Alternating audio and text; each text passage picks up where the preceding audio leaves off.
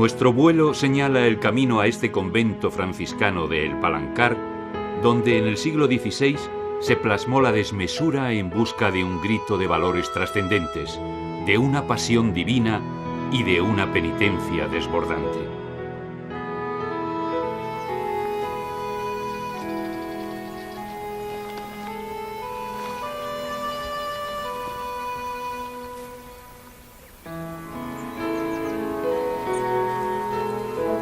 Este complejo monacal, donde ahora viven 4 frailes, envuelve y protege en su interior el convento más pequeño del mundo, fundado por San Pedro de Alcántara en el siglo XVI.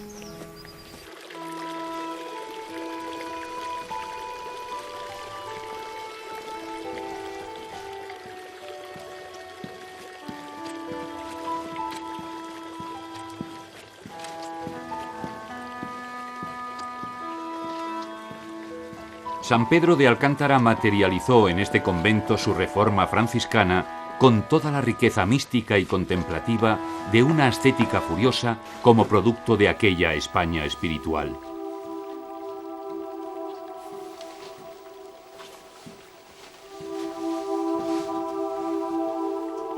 Junto a su contemporánea Santa Teresa, buscó vivir el Evangelio en toda su radicalidad.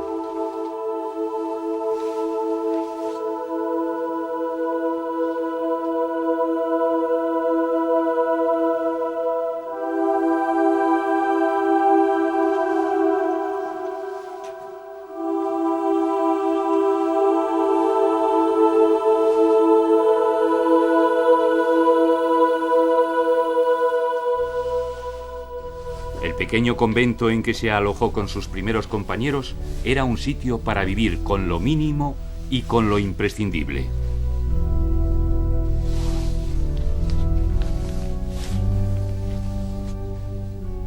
A este minúsculo convento, de 72 metros cuadrados, no le falta de nada: el claustro, la capilla, las celdas y el refectorio, que sería también sala capitular.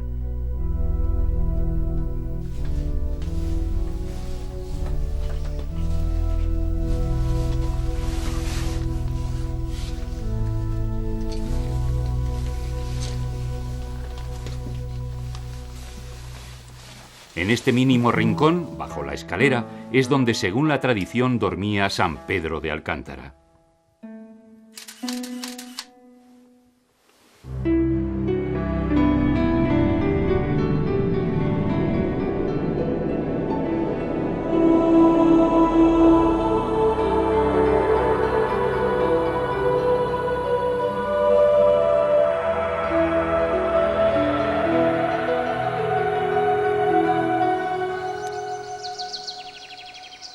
En Cañaveral encontramos un puente medieval que se llama del Contadero, porque se aprovechaba para contar las ovejas y pagar el impuesto por el número de las mismas que cruzaban el puente.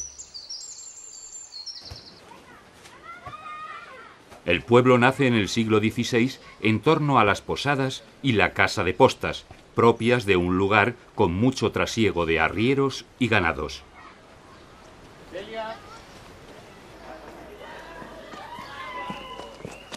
Esta es la cañada por la que durante siglos han transitado los ganados. Llama la atención el tamaño, las formas y el adorno de las chimeneas, como símbolo externo de riqueza y que ahora constituyen una singularidad que los vecinos conservan con un punto de orgullo.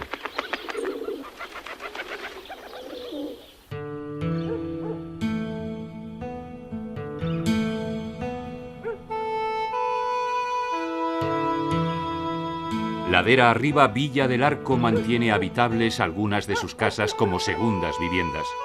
Junto con el único habitante de la aldea, impiden que este bello lugar se convierta en un pueblo fantasma.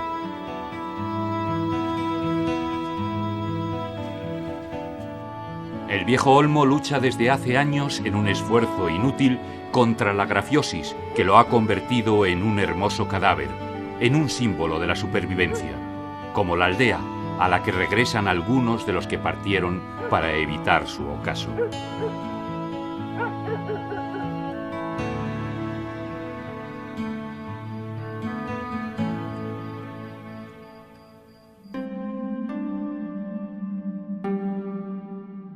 Bajo las aguas del embalse de Alcántara quedaron los restos de la calzada y de una población que pudo ser una mansio de la vía, llamada Túrmulus.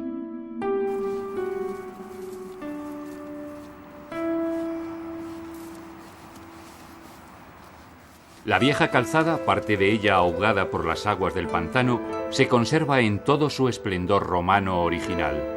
Ahora no es transitable, porque solo conduce a una orilla, pero muestra su calidad de construcción y estabilidad.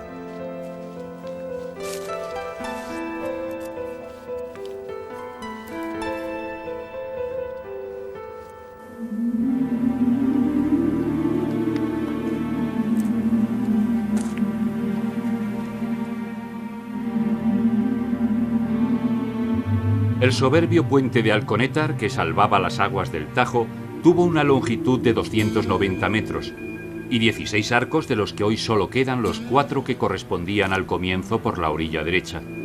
Fue trasladado de lugar en los años 70 para salvarlo de quedar sumergido por el pantano. Sus arcos eran rebajados, una innovación que junto a las pilas daba esbeltez y ligereza al puente, sin que por ello perdiera solidez.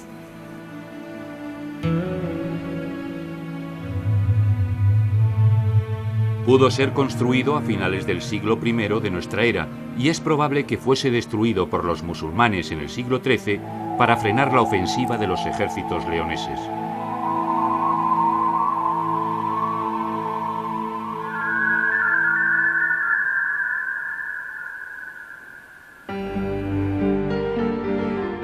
Este torreón, hoy aislado por las aguas, pertenece al castillo construido con sillares del puente en el siglo XV sobre uno anterior de origen templario. Hay quien afirma que los templarios construyeron su fortaleza sobre un templo romano dedicado a los dioses del río. Aquí se argumentó una leyenda medieval, una tragedia de amor, incesto y lances caballerescos del que son protagonistas la bella mora Floripes, su hermano y deseoso amante Fierabras, y Guido de Borgoña, caballero de la hueste de Carlomagno. El francés y la bella se enamoran y Fierabras, ciego de celos, intenta acabar con ellos. Guido fallece en una celada y Floripes se deja morir de hambre y de melancolía.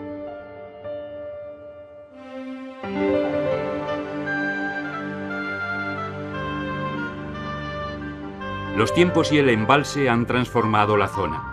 Los caminantes de la Vía de la Plata disponen ahora de un moderno albergue que la Junta de Extremadura pone a su disposición para descansar del camino y deleitarse con este sosegado paisaje.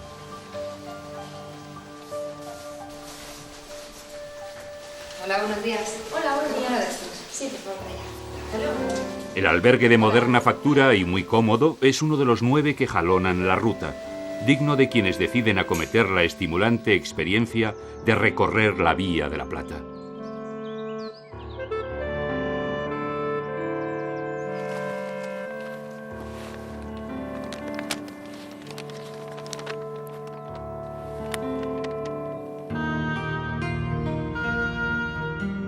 Merece la pena un salto en el camino para visitar Garrovillas, donde el viajero puede encontrar 2 iglesias y un convento de finales de la Edad Media antes de terminar deslumbrado en esta plaza mayor que es monumento histórico artístico de interés nacional. La plaza, sin duda, tiene espacio y porte.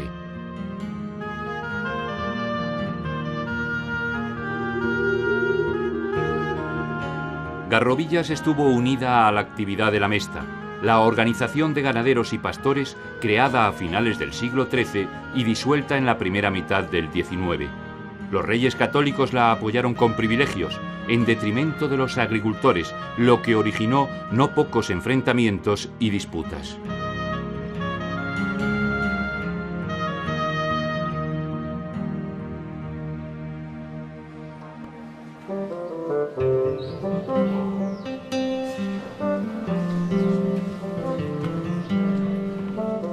Garrovillas tiene un corral de comedias construido hace unos años, pero a imagen y semejanza de los corrales de comedias del siglo XVIII. Quizás sea avío para aficionar a los niños al teatro.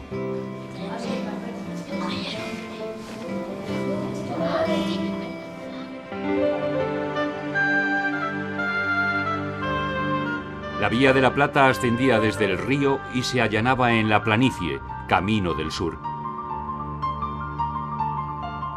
Este podría ser conocido como el territorio de los miliarios.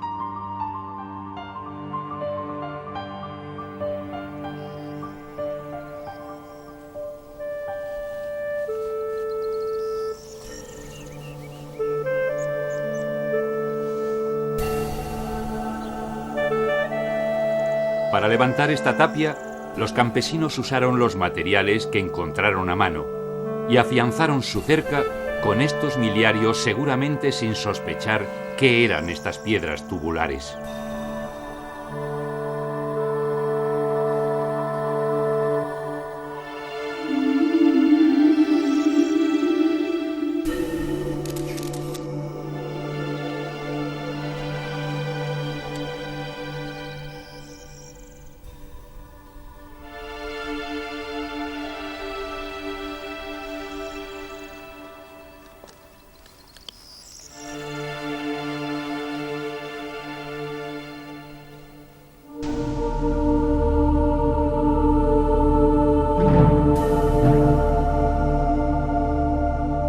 Los miliarios son unas columnas cilíndricas que llegaban a tener 2 metros de altura y entre los 50 y los 80 centímetros de diámetro.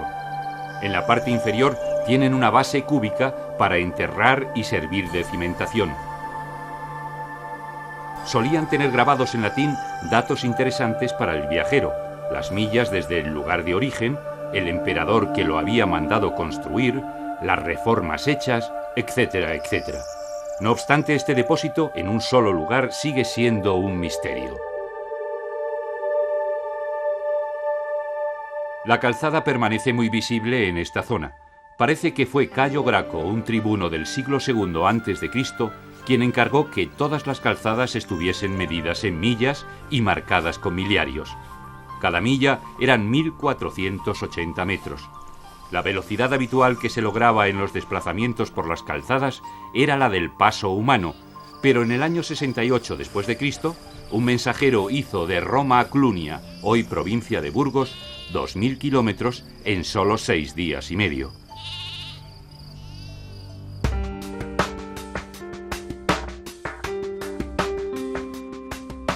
Casar de Cáceres es un próspero lugar de la Vía de la Plata en el que se aprecia su buen momento económico. Símbolo de progreso y de modernidad es la estación de autobuses, obra del arquitecto cacereño Justo García Rubio, candidato al premio Mies van der Rohe de Arquitectura Europea. El bucle de hormigón se diseña no solo como efecto visual, sino también para evitar que los humos de los autocares lleguen a los edificios colindantes.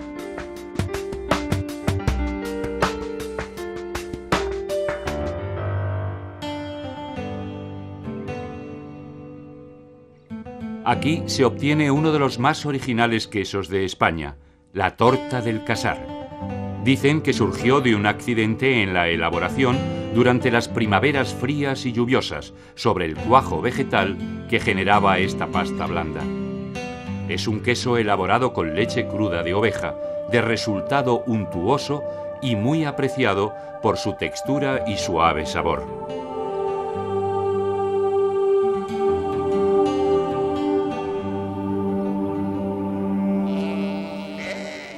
La oveja merina proporciona, además de leche, su lana, una fibra blanca y muy fina, valorada por su delicadeza y resistencia. La oveja merina fue criada por los pastores bereberes que trajeron el carnero africano, lo aclimataron y lo cruzaron con ovejas autóctonas. Este excelente abrevadero da muestra de la importancia y riqueza que aportó a estas tierras el ganado lanar.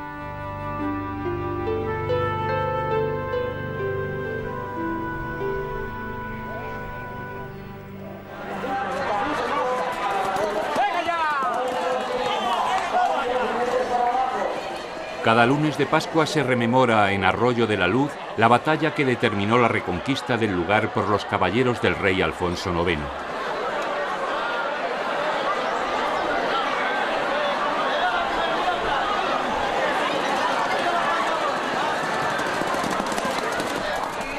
En estas cabalgadas por los 800 metros de la corredera, los jinetes superan el peligro mientras galopan veloces entre alardes de gran pericia y dificultad.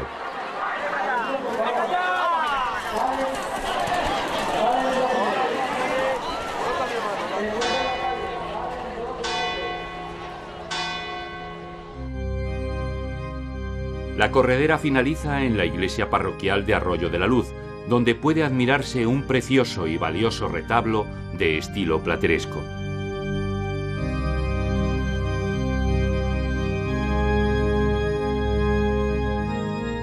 Las 20 tablas son del pintor extremeño Luis de Morales, conocido en su tiempo como el Divino.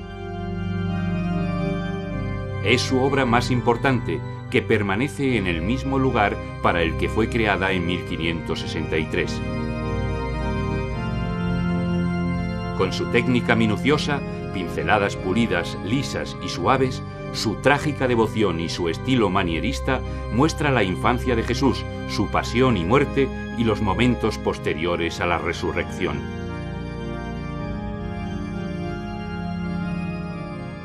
Morales es la fragilidad espiritual de un San Juan de la Cruz, un silencio que inunda de paz los mayores dramatismos y arrastra al gozo del entusiasmo místico.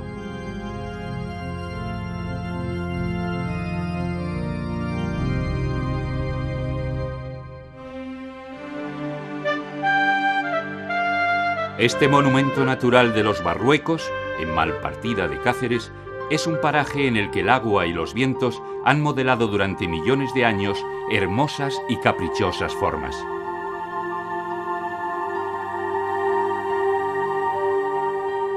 Entre estos bloques redondeados llamados bolos, el artista alemán Fostel incrustó su obra. El arte fluxus es un movimiento nacido a finales de los años 50, que busca la renovación de todas las materias del arte desde la total libertad creativa. Fostel conoció Extremadura en los años 50 y su matrimonio con Mercedes Guardado vinculó definitivamente su obra al paisaje extremeño. El Museo Fostel, que vamos a visitar con su director José Antonio Agúndez, ocupa los almacenes y lavaderos de una antigua fábrica de lanas. Pues esta es precisamente la primera sala de del Museo Fostel, es la de la colección Wall y Mercedes Fostel. Mercedes es su mujer, ¿no? Cacereña. Efectivamente, cacereña y extremeña, y la dedica a él también un poco como cofundadora del museo. ¿Y esta obra fue creada aquí o la trajo él de Alemania? Bueno, pues un poco medio.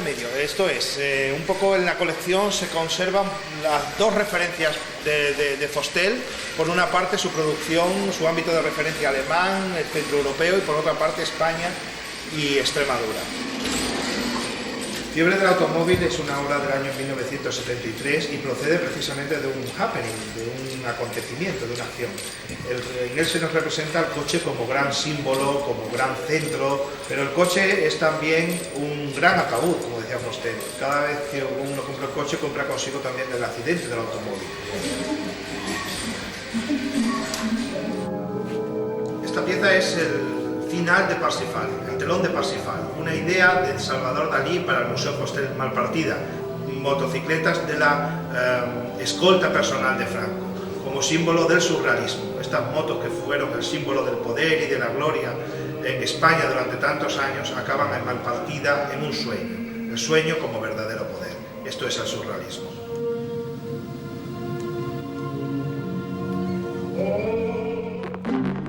La depresión endógena es una instalación del año 1976, es verdaderamente un cementerio de televisiones, de radios, que están sobre mesas de pupitres. Es una crítica atroz contra el medio de comunicación.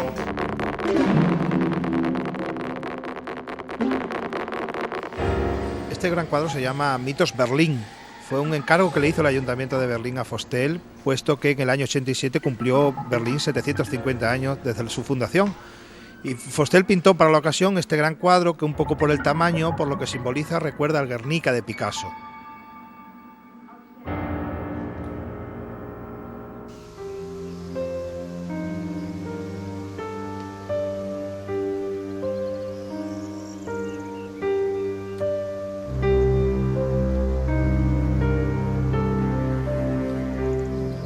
Pues eso es, Maribel, esto es el Museo Fostel, verdaderamente el modelo que propuso Fostel cuando llegó aquí, como he dicho, en el año 1976.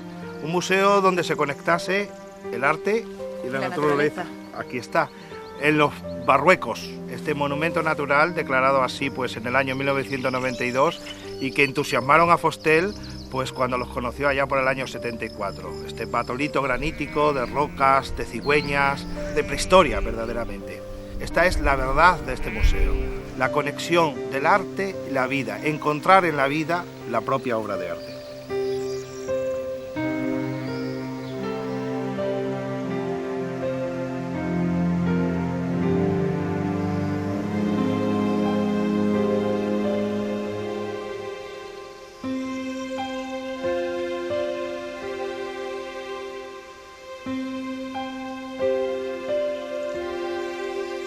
Este espléndido edificio del siglo XVIII, en el que se lavaba 1 millón de kilos de lana, nos habla de la riqueza ganadera de esta zona. La lana mantenía las industrias de Hervás y Béjar y se exportaba a Portugal y otros países.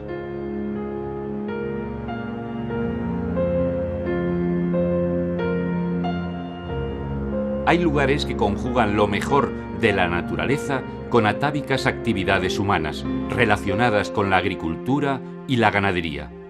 El agua que esculpe el granito es controlada por el hombre para moler el trigo y mover los artilugios de la primitiva industria lanar.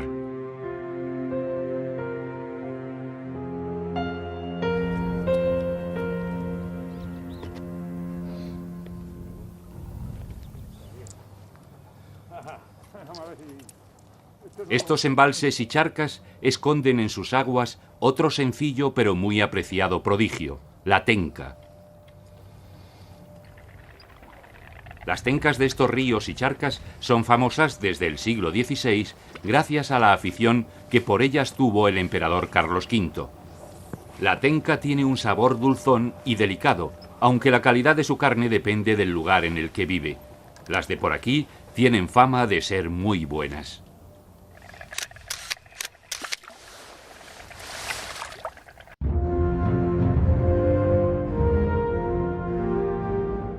El campamento romano de Cáceres el Viejo se funda por el general Cecilio Metelo para combatir al rebelde Sertorio, como trasfondo en España de las guerras civiles que se desarrollan en Roma entre Mario y Sila en el siglo I a.C.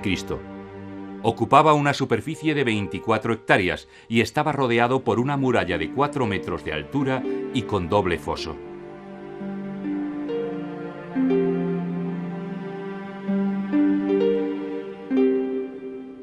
Una legión romana estaba compuesta por 5.300 hombres. El centurión era el jefe más simbólico, porque para ellos el ejército era su vida. Se responsabilizaba del adiestramiento, la disciplina, comportamiento y seguridad de sus 80 hombres.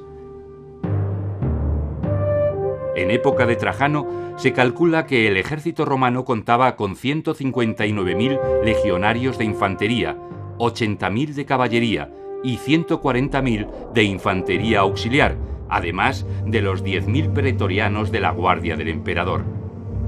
Los legionarios eran hombres bien entrenados, disciplinados, duros y férreos, aunque a veces muy crueles.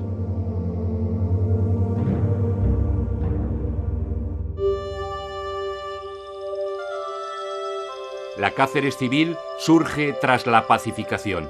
Puede que fuera una simple mansión de la Vía de la Plata que por su estratégica situación se hace muy pronto urbe.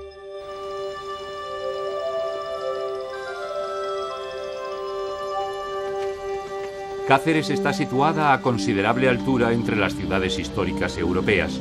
Su casco antiguo es, con toda justicia, patrimonio de la humanidad.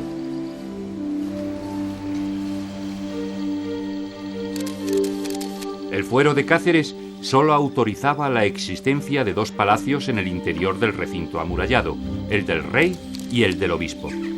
Y esa exclusión de la nobleza hizo que prosperara la hidalguía local, que acabó haciéndose con el poder.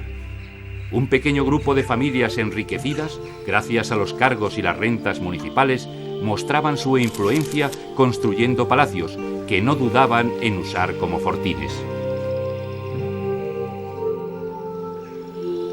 Con el fin de pacificar la ciudad, la reina Isabel la Católica dictó normas para la construcción de edificios y mandó desmochar las torres de los palacios de los contendientes.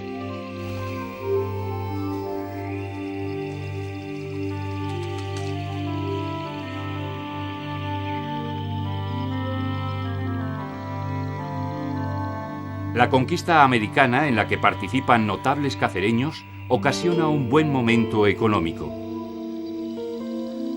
Estas calles y plazas han llegado hasta nosotros formadas por las obras de los Obando, los Ulloa, los Carvajales, los Mayorazgo, la historia de cuyas hazañas y desatinos ha quedado asociada para siempre a sus espléndidos palacios.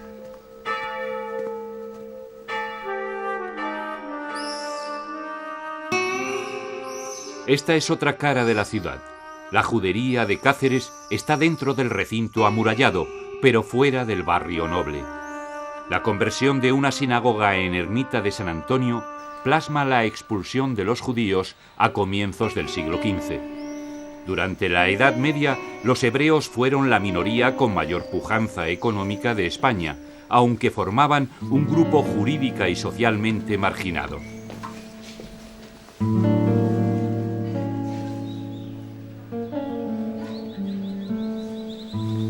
La riqueza de muchas familias judías procede de su actividad prestamista y recaudadora. Esa tarea odiada y su cultura endogámica les hacía concentrarse en barrios propios y alejados de los demás.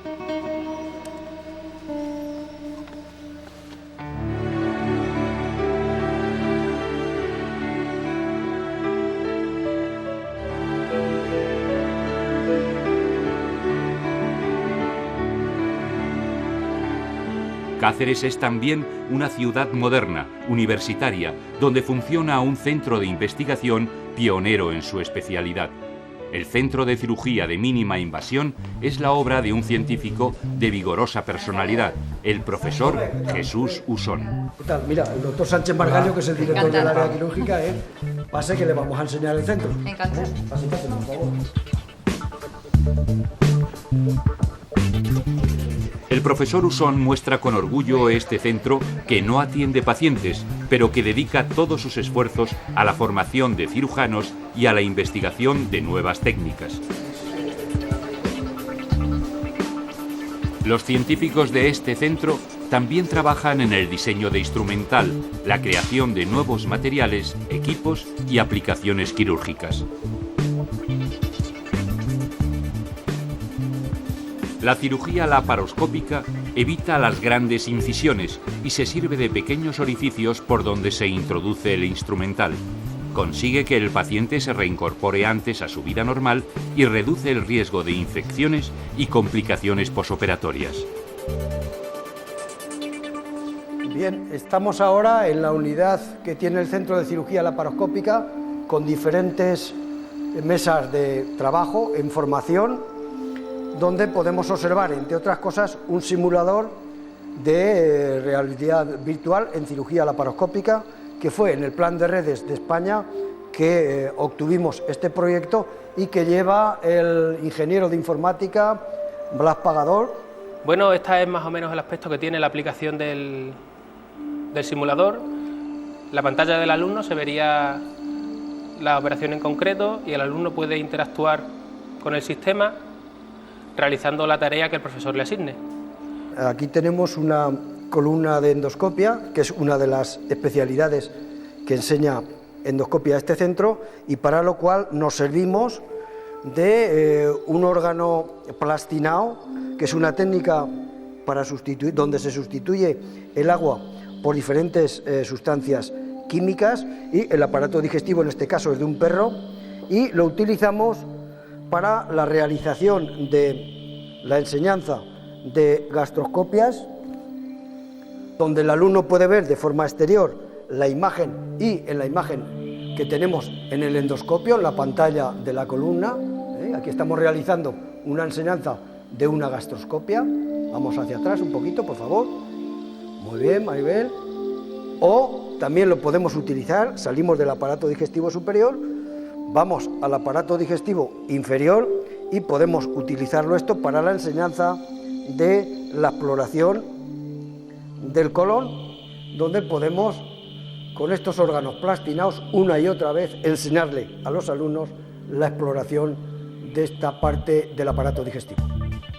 Los proyectos de investigación que está desarrollando este centro dan como producto final determinadas patentes y modelos de aplicación, como tenemos en este momento en estos expositores por especialidades en cirugía laparoscópica, en microcirugía y en determinadas publicaciones.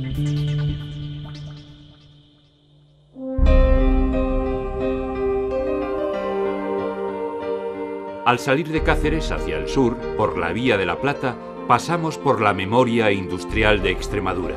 Esta gigantesca cubierta del antiguo embarcadero, que era la nave de almacenamiento de los fosfatos, fue construida en 1952. Aldea Moret era un complejo de más de 50 instalaciones, con minas, fábricas, laboratorios, conexiones ferroviarias, colegio, viviendas e iglesia. La mayor actividad minera se produce durante la Primera Guerra Mundial por la demanda de fosfatos de los países contendientes.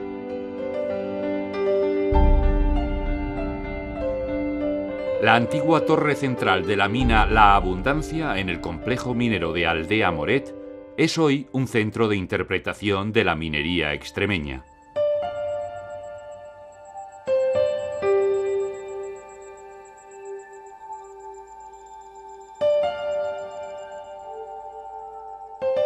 Esta es la bocamina, de 185 metros de profundidad, por donde se extraían los fosfatos mediante un entramado de pozos, galerías y chimeneas, y conectaba, mediante este elevador, el piso superior donde se transformaba y almacenaba.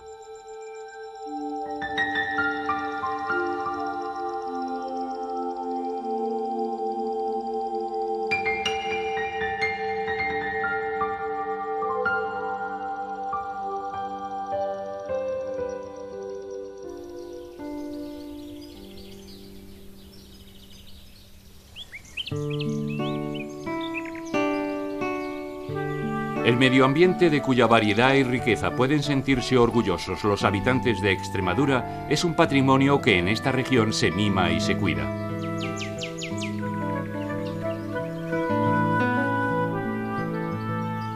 El Centro de Recuperación de Animales Los Hornos cumple la doble función de recuperar y, en su caso, curar y cuidar animales heridos y el de intentar la cría en cautividad de animales en peligro de extinción. Javier Caldera es su director. Buenos días, Javier.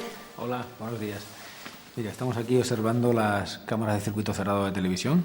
Ahí tenemos un polluelo de águila imperial que le hemos marcado hace más o menos 15 días y vamos a soltarlo seguramente rápido, porque ya está preparado. En total tenemos 21 cámaras en todo el centro. ¿Controlando el centro? Efectivamente. Si te parece, vamos a dar una vuelta por el centro y lo vemos en directo. Perfecto.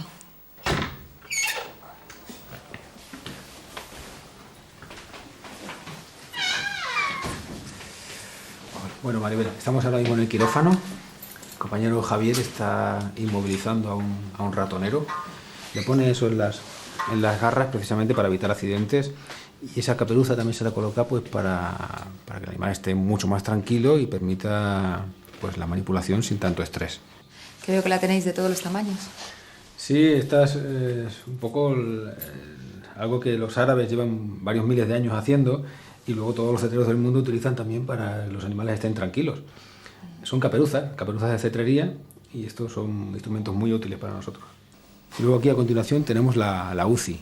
La UCI es una instalación muy específica. Es un lugar donde está todo controlado bajo temperatura, los animales no nos ven nunca, en ningún momento, y los podemos controlar bien por cámaras de circuito cerrado o bien a través de unos cristales espías a partir de que nosotros sí podemos ver y ellos a nosotros no nos pueden ver. Es un pasillo central y ahí pasan un tiempo hasta que se recuperan y luego pasan a las jaulas de vuelo.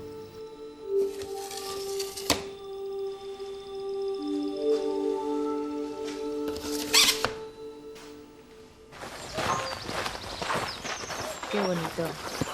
Es un helaño azul, es uno de los animales más bonitos de nuestra fauna y lo tenemos en la zona de recuperables, que es todo lo que vamos a ver a continuación. Es un lugar donde están todos los animales que, bueno, finalmente no somos capaces de devolver a la naturaleza porque tienen algún problema.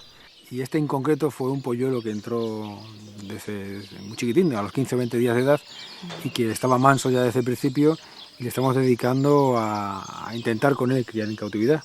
Hay también algún otro ejemplar más que también pretendemos criar con ellos en cautividad, y son generalmente todos estos que tenemos aquí, en estas inmediaciones. Aquí unos polluelos de águila imperial, y más adelante vamos a ver también alimoche, águila culebrera, cigüeña negra, todos en la zona de irrecuperables.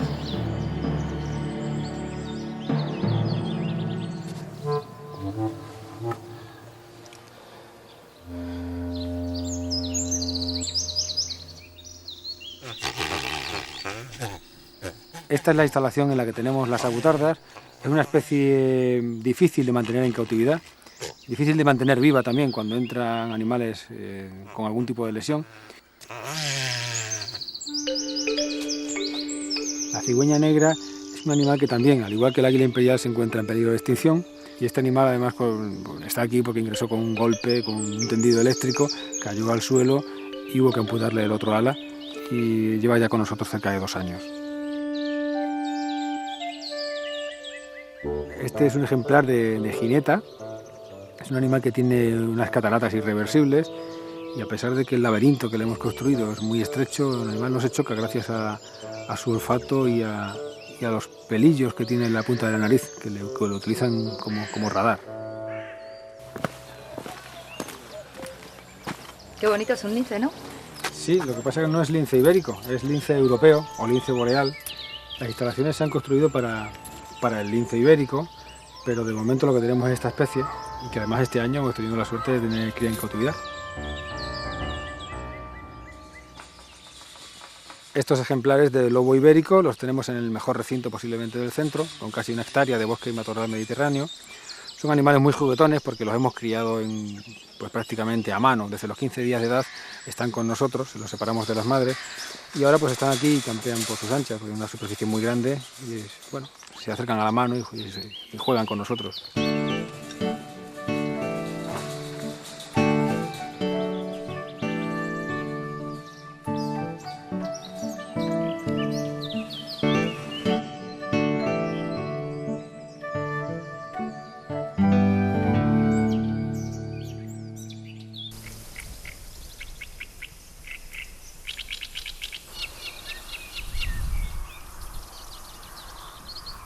El impulso de avanzar nos lleva hasta el puente romano medieval sobre el Salor. Este puente, muchas veces reparado, ha facilitado el paso de las gentes y de los ganados durante 20 siglos y aquí permanece erguido, hermoso testigo de los tiempos, con sus imponentes tajamares y su elevado pretil.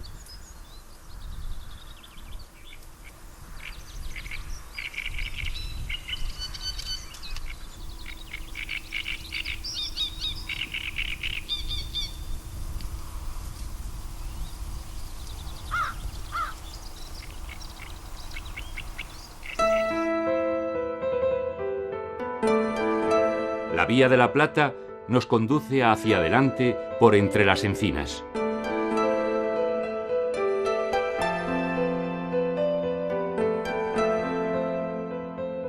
A ambas orillas de nuestro camino se levantan castillos como residencias palaciegas y agropecuarias, porque las díscolas familias nobles de Cáceres, que luchaban sobre todo por apropiarse de la mayor cantidad de territorio, fortificaban sus fincas para hacerse la guerra y para impresionar a sus enemigos. El de las Arguijuelas de Arriba fue construido por Diego de Cáceres Obando. Tiene planta rectangular con 3 torres cilíndricas y la del homenaje cuadrada.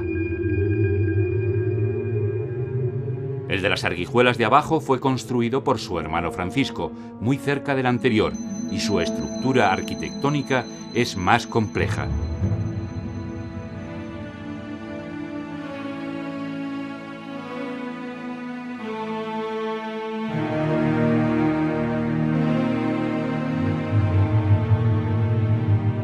Nuestro camino ya era transitado en épocas remotas por pueblos anteriores a los romanos, habitando en su proximidad y construyendo para sus ritos trascendentes dólmenes como este, de la dehesa del Garabato.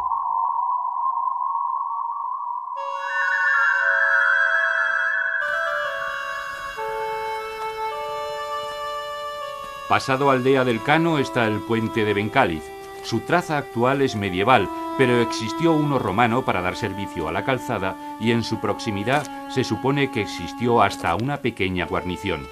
Su plataforma tiene la pendiente de lomo de asno tan característica del medievo.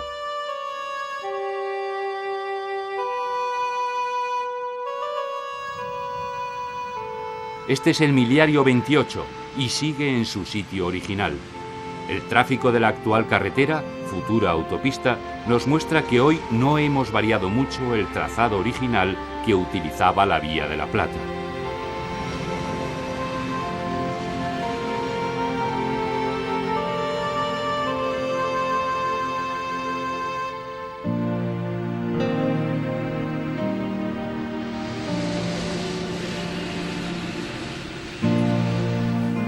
La Junta de Extremadura tiene impecablemente señalizada la Vía de la Plata, con paneles que describen lo que hay de interesante en cada tramo y unos cubos de granito en cada cruce con un azulejo que puede ser verde si se está sobre la calzada, amarillo si es el itinerario a seguir y amarillo y verde juntos si además de ser el camino transitable se va por la mismísima calzada romana.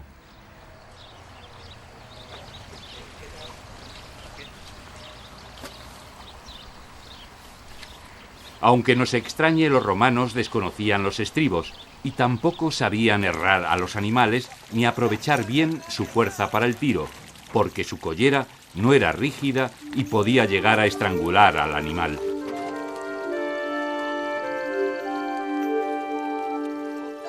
La Mansio ad Sorores, primera desde Mérida, debió de estar en las cercanías. Parece que su origen fue la lucha de Quinto Servilio Cepión contra el caudillo lusitano Viriato. No obstante, es dudoso que coincida aquella ubicación con el actual puente de Casas de Don Antonio.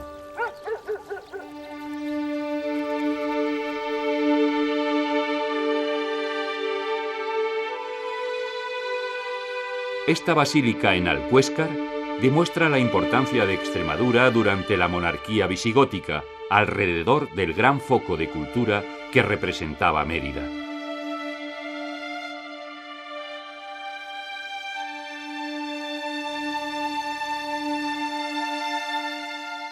Debió de edificarse en el siglo VII y formaría parte de un monasterio. Fue rehecha en la Edad Media y es muy sobria y armónica.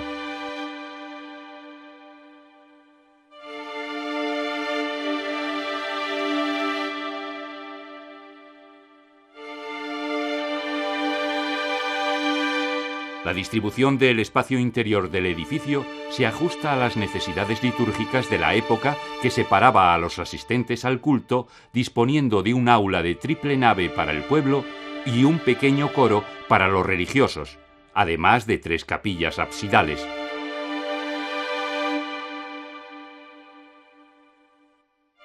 El presbiterio en la cabecera tiene reminiscencias orientales.